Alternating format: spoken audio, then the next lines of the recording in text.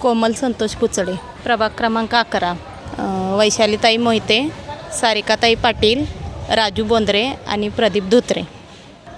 माझ्या मतानं तर चारी पण उमेदवार तसे चांगलेच आहेत, कारण गेल्या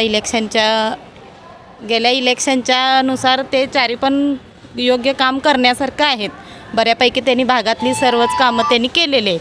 काय महिलांच्या समस्या, पाणी प्रश्न तेवढं बोलतात महिला, पण तो पण आता मार्गी लागेल, कारण सगळीकडेच पाण्याचा प्रॉब्लेम असल्यामुळं तो पण आता प्रश्न सुटेल. ही चार जर आलीत निवडून तर तो पण त्यांनी मार्गी लावून हा काम म्हणजे त्यांनी पूर्ण करतील, ही जबाबदारी त्यांनी घेतल्या.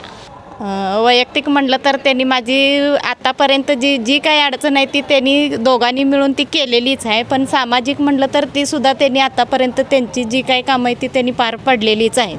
महिलांच्या पेन्शनची कामं, परत रेशन कार्ड, ज्यांचं कोणाचं धान्य बंद आहे ते चालू करण्याचं काम, मुलांच्या शिक्षणाचं काम आतापर्यंत त्यांनी केलेलं आहे 100%. आणि गॅरंटी आहे की भाजपच आहे असं मलाच असं नाही, पण सगळ्याच महिलांना आता ते लाडकी बहीण योजना, हे परत धान्य मोफत, हे सगळं आता महिलांच्या सगळ्या ज्या सोयी आहेत त्या सगळ्या आता पुरवल्या जात आहेत. जसं महिलांना पाहिजे आहे तसं ते पुरवलं जात आहे. त्यामुळं ते येऊ शकतात, 100% येऊ शकतात, भाजपच येऊ शकतं.